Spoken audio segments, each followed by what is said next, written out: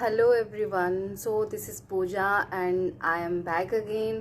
So आज है 29 मई and हम बात करेंगे 28 मई के बारे में। मैं अपनी कुछ जो मैंने फेस किया है, मेरे जो कोई एक्सपीरियंस है, मैं आपके साथ वो ज़रूर शेयर करना चाहूँगी ताकि अगर कोई मेरे जैसा है तो उसकी हेल्प हो जाए।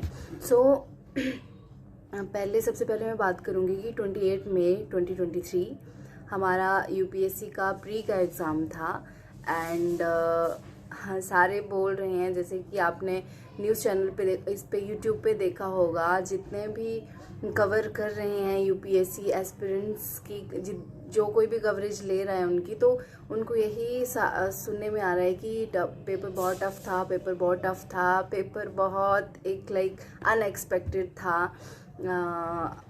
और वो तो मतलब एज़ यूजुअल ही है कि यूपीएससी है, वो उससे हम कोई एक्सपेक्टेशन रख ही नहीं सकते कि वो हमारी एक्सपेक्टेशंस पे कभी खरा उतरे।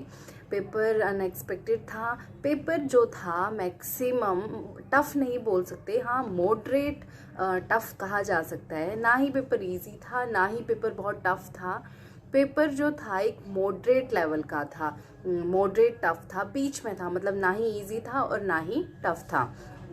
एग्ज़ाम में क्या था, मेरे पास मैंने अभी पूरा वो उसका आंसर की जो एक्सप्लेन कर रहे हैं यूट्यूब पे, इतने सारे डिफरेंट चैनल्स हैं, तो मैंने उस पर देखा और मेरे पास क्वेश्चन पेपर आया है, मेरे पास सेट सी है। तो मैंने उसमें देखा कि मैक्सिमम क्वेश्चन जो हैं वो करंट अफेयर से थे। अगर आप हिस्ट्री के भी क्वेश्चन देखो, अगर आप जियोग्राफी के भी क्वेश्चन देखो, आप कोई और क्वेश्चन भी देखो, तो वो मैक्सिमम क्वेश्चन करंट अफेयर पे ही बेस थे, करंट अफेयर से ही रिलेटेड थे। एंड मतलब चौंकाने वाला था पेपर। हम इतनी सारी बुक्स पढ़ते हैं, कोई लक्ष्मीकांत पढ़ो हिस्ट्री के लिए, पूनम दलाल की पढ़ो, मॉडर्न हिस्ट्री के लिए अलग से पढ़ो, मतलब स्पेक्ट्रम पढ़ो, इतनी सारी हम बुक्स पढ़ते हैं, बट पेपर जो था हम बहुत ही मतलब पूरा इस पे था, करंट अफेयर पे। तो मैं इतना ही मतलब बोलना चाहूँगी कि हमें करना क्या है, हमें कौन से पॉइंट्स पे काम करना है। एक तो हम जितना भी पढ़ रहे हैं, यूपीएससी क्लैरिटी मांगता है कि हम जितना भी पढ़ रहे हैं, हम ज़्यादा ना पढ़ें, आपसे ज़्यादा नहीं कवर हो रहा मत करो, पर आपने जितना कवर किया है आप उसको इतना पढ़ लो, इतने अच्छे से पढ़ लो कि मतलब आपको उसकी एक एक चीज़ याद हो। आपको अब जब आप क्वेश्चन देखें और क्वेश्चन में आप 4 ऑप्शन देखें, तो वहाँ पे आपके माइंड में क्लैरिटी हो कि अगर इसकी कोई भी क्वेश्चन है जैसे, तो उसका आंसर जो है वो अगर ए है तो वो ए ही है, चाहे 4 ऑप्शन आपको कितने भी कंफ्यूजिंग और कितनी भी ऐसी दी गई हो कि बस आपको लगे ये भी हो सकता है, ये भी ऐसे आपको कभी नहीं लगना चाहिए। आपके माइंड में एक क्लैरिटी होनी चाहिए आप जितना भी पढ़ रहे हो। एक ये बात कि रिवाइज करो, आप कुछ भी पढ़ रहे हो उसको रिवाइज बस रिवाइज करो, वो दिमाग में आपके छप जाना चाहिए। दूसरी बात, मैप इतना इम्पॉर्टेंट है यूपीएससी की तैयारी में कि मतलब जिसका कोई हिसाब ही नहीं है। जियोग्राफी के क्वेश्चन थे, मैप बेस्ड थे। 2 क्वेश्चन तो मुझे अभी याद आ रहे हैं, 2 क्वेश्चन तो इतना मतलब मैप से रिलेटेड थे। एक था कि यूक्रेन जो है वो कौन कौन सी कंट्रीज़ के साथ बॉर्डर शेयर करता है, उसमें 5-6 ऑप्शंस दी गई थी, 6 कंट्रीज़ के नेम दिए गए थे, तो हमें उनमें से बताना था कि कौन कौन सी कंट्री के साथ यूक्रेन बॉर्डर शेयर करता है। और एक क्वेश्चन मुझे याद आ रहा है, एक क्वेश्चन था कोंगो से रिलेटेड था, उसमें भी था कि कोंगो के साथ वाली कंट्री का नाम या कुछ ऐसे था, उसका आंसर कैमरून करके होना था। एक वो भी था। डायरेक्ट 2 क्वेश्चन तो मुझे डायरेक्ट दिख रहे थे। और मतलब मैप तो छप जाए दिमाग में। आप मैप इतना प्रैक्टिस करो कि आपको पता होना चाहिए कि कौन सी कंट्री के साथ कौन कौन सी बाउंड्री शेयर करी है, कौन सी कंट्री में क्या चीज़ें हैं, मतलब आपको पता होना चाहिए मैप। और दूसरी बात, बहुत इम्पॉर्टेंट बात यूपीएससी में, कि आप कभी भी ओवर अटेम्प्ट ना करें। ओवर अटेम्प्ट आपको कभी भी नहीं करना है यूपीएससी में। ओवर अटेम्प्ट का मतलब है कि जैसे आप प्री में देख रहे हो, पेपर 1 में देख रहे हो, आपको 100 क्वेश्चन आ रहे हैं, 100 क्वेश्चन में ऐसा नहीं है कि आप फर्स्ट क्वेश्चन से लगे रहे, तुक्के मार रहे हैं, आपको 50 कोई क्वेश्चन 50% भी लग रहा है, आपको ऐसे लग रही है हाँ ये हो सकता है। क्लैरिटी कोई नहीं है, क्लैरिटी 20 क्वेश्चन के लिए भी नहीं है, और आप कर रहे हो बस तुक्कों से लगे हुए हो, वो आपको कभी भी नहीं करना है। वन ऑफ माई फ्रेंड, मेरी कोई फ्रेंड है, वो अभी अपियर हुई थी, मैंने उनसे बात की, तो उसका फर्स्ट अटेम्प्ट था। तो उसने क्या किया, वो पेपर 1 का 90 क्वेश्चन वो अटेम्प्ट करके आई है। और जब उसने एनालिसिस देखी आंसर की देखी, तो वो देख रही है कि उसके जो मार्क्स बन रहे हैं, जो उसके मतलब सही हुए हैं क्वेश्चन, उसके मार्क्स बन रहे हैं 84 के अराउंड, 82 या 84 उसके मार्क्स बन रहे हैं। और उसने जो ओवर अटेम्प्ट किया है वो 90 क्वेश्चन करके आई है, और उसके नेगेटिव मार्किंग में कटा के 66 या 67 कुछ इतने मार्क्स रह रहे हैं। तो सोचो, उसके 82 84 बन रहे हैं, और एक्सपेक्टेड है कि अभी की जो कट ऑफ जाएगी वो 80, पिछले बार गई थी 87 के अराउंड, तो 80 की लाइन में मतलब एक्सपेक्टेड है अभी की कट ऑफ। तो उसका मतलब अगर उसने ओवर अटेम्प्ट नहीं किया होता, उसने वो नेगेटिव मार्किंग है, अगर वो उसने क्वेश्चन ओवर ऐसे अपनी मर्जी से तुक्कों में ही करके आई, वो नहीं किया होता, तो उसका प्री क्वालिफाई हो जाना था। बट अब 6 वाली लाइन में आ रहा है, तो अब कुछ नहीं बोल सकते। हो सकता है जो एनालिसिस हुई है क्वेश्चन 2-4 नंबर ऊपर नीचे लेके चल सकते हैं।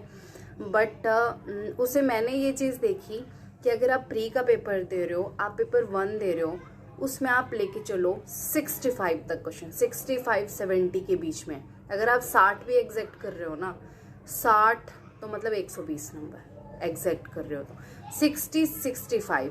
मैं तो नेक्स्ट ईयर यही करने वाली हूँ कि मैं क्वेश्चन करके आऊँगी, जो सबसे पहले तो मैं वही अटेम्प्ट करूँगी जिनमें मैं 100% श्योर हूँ कि हाँ ये है, और जिनमें मुझे 50-50 लगता है, पहले मैं देखूंगी कि कितने हैं ऐसे 50-50 वाले, फिर उस हिसाब से कवर करूंगी। ये स्ट्रैटेजी होना बहुत इंपॉर्टेंट है। अगर आप अपनी मर्जी से वहाँ जा रहे हो, बैठ के कोई हिसाब नहीं लगा रहे, बस करके आ रहे हो, बस आप टिक करना है आपको, तो आपको ये बात ध्यान में रखनी होगी कि नेगेटिव मार्किंग है यूपीएससी में।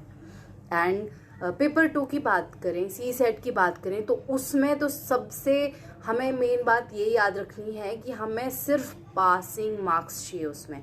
वो न मार्क्स हमारे कोई मेरिट में नहीं जुड़ेंगे, कहीं नहीं जुड़ेंगे, उसमें हमें सिर्फ 33% पासिंग मार्क्स चाहिए।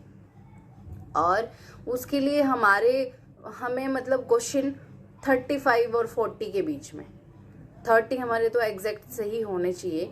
और हम अटेम्प्ट करके जो आए, रिस्क अगर कोई लेना चाहे, अगर उसको ज़्यादा आते हैं, किसी को इजी लगता है सीजर, वो तो कर सकता है। पर अगर 50-50 वाला काम है या तुक्के वाला काम है, तो हमें अटेम्प्ट करने हैं सिर्फ 35 या 40 के बीच में क्वेश्चन। ये बात आप अपने दिमाग में आज से ही बिठा लें।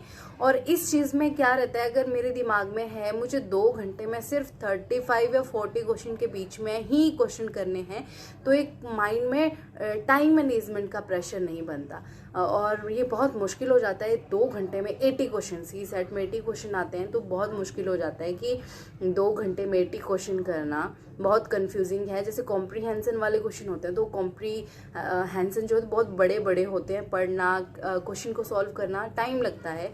और अगर मैं हाफ लेके चल रही हूँ, मुझे 80 क्वेश्चन की जगह मुझे सिर्फ 40 ही करने हैं, 40 के अराउंड ही रहना है, तो मेरे पास 2 घंटे बहुत मतलब इनफ हैं। 35-40 क्वेश्चन करने के लिए आराम से भी सोच के भी करूँगी तो इनफ है क्वेश्चन। और अगर 40 क्वेश्चन भी आप कर रहे हो, तो आपको डिवाइड करना है कि 10 क्वेश्चन आधे घंटे में, 10 क्वेश्चन आधे घंटे में, मतलब 10 क्वेश्चन आप आधे घंटे में बहुत आराम से कर सकते हो।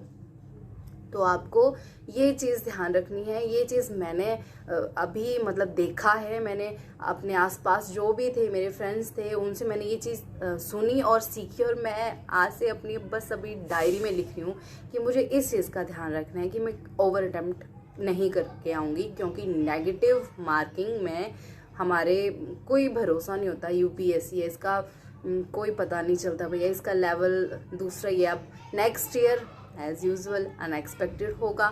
पता नहीं नेक्स्ट ईयर का पेपर किस तरह का होगा, बट मुझे ऐसे लग रहा है कि इस बार पेपर टफ था, तो नेक्स्ट ईयर मुझे लगता है कि उसका इतना लेवल नहीं होगा टफनेस का। सो ये 2 चीज़ें मैंने आपको बताई। एक तो ओवर अटेम्प्ट नहीं करना है, टाइम मैनेजमेंट का बताया कि हमें कितने क्वेश्चन लेके चलना है, और पेपर 2 में सिर्फ पासिंग मार्क्स चाहिए, तो उस हिसाब से हमने करना है। और हमारे पास बहुत टाइम रह जाता है, एक स्ट्रैटेजी, एक प्लान बनाना है कि मुझे इतना करना है, एग्जैक्ट करना है। अगर आपको उससे ज़्यादा आता है तो नो डाउट आप कर सकते हो, बट क्वेश्चन वही करिएगा जिसमें आप 100% श्योर हों। जिसमें 50, 60, 70 जा रहा है उसमें आप रिस्क ले सकते हैं, बट पहले आप ये देख लीजिए कि आपने पूरी तरह से क्वेश्चन जो आपके बिल्कुल जिसमें आप 100% श्योर हैं वो आपने कितने सही किए हैं। क्योंकि पेपर एग्ज़ाम देने तो हर साल 8-10 लाख 5-6 लाख बच्चा जाता है, बट क्वालिफाई 1000 के 700-800 के अराउंड ही कर पाते हैं। तो हमें एक स्ट्रैटेजी बनानी है, उसके हिसाब से काम करना है, अपनी मर्जी से नहीं कि जो दिल किया बस वहाँ पे टिक करके आ जाओ। और मैप पे काम करना आज से ही शुरू कर दो। मैप बहुत बहुत बहुत ज़्यादा इम्पॉर्टेंट है। और रिवीजन, आप कुछ भी पढ़ो, आप कुछ भी पढ़ रहे हो उसको रिवाइज करो।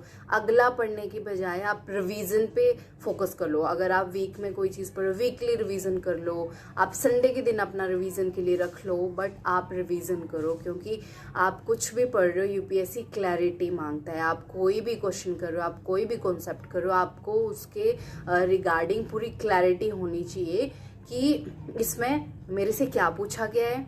और आपको 4 कैसी भी ऑप्शन दे दी जाए, आपको आंसर ढूंढने में उसमें देर नहीं लगनी चाहिए। अगर आप स्टिक हो कि ऑप्शन ए है तो ऑप्शन ए ही है, मतलब आप कंफ्यूज नहीं होने चाहिए। जब हम पेपर देने जाते हैं तब हम देखते हैं कि अगर एक क्वेश्चन के लिए 4 ऑप्शन दी गई तो वो चारों ही हमें इतनी सेम लगती हैं, ऐसा लगता है बस ये भी हो सकता है, ये भी हो सकता है, ये भी हो सकता है। तो यूपीएससी में ये चीज़ बिल्कुल नहीं चलेगी हमारी, हमें चाहिए पूरी क्लैरिटी। सो मैंने ये 2-3 चीज़ें एक्सपीरियंस की और जो मैं आपके साथ शेयर कर रही हूँ। अगर ये आपको लगे, रेलेवेंट लगे, तो मैं ज़रूर जो भी मैं सीख रही हूँ चीज़ें, जो भी मैं एक्सपीरियंस कर रही हूँ, दूसरों के एक्सपीरियंस से जो मैं सीख रही हूँ, और वो मैं आपके साथ ज़रूर शेयर करूँगी। और जो मेरा टाइम टेबल है वो भी, एंड करंट अफेयर, सबसे मेन बात कि करंट अफेयर इतना इम्पोर्टेंट है जिसका मतलब कोई हिसाब नहीं है। अभी तो चलो मान लिया कि पेपर मैक्सिमम करंट अफेयर पे बेस था, बट हमेशा हर बार ऐसे होता है 18 क्वेश्चन हमारे पूरे करंट अफेयर से आते हैं। तो मतलब आधा पेपर तो हमारा ऐसे ही कवर हो रहा है, करंट अफेयर से ही कवर हो रहा है। तो करंट अफेयर बहुत इंपॉर्टेंट है।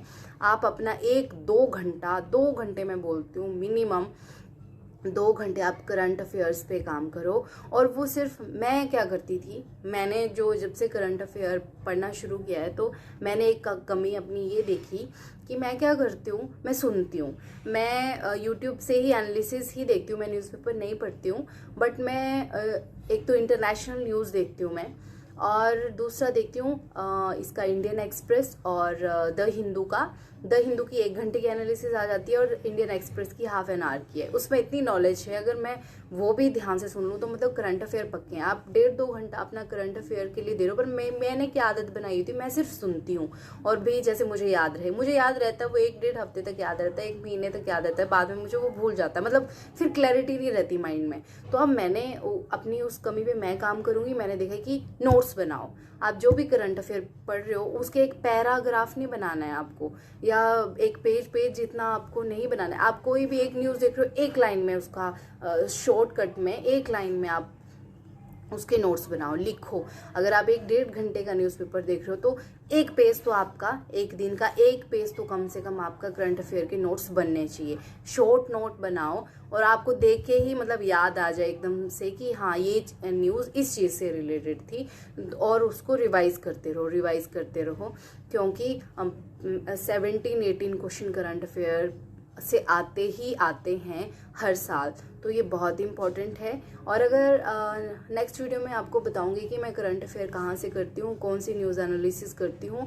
अगर फिर आपको रेलेवेंट लगे तो आप भी वो वहाँ से देख सकते हो, आप भी वहाँ से कर सकते हो।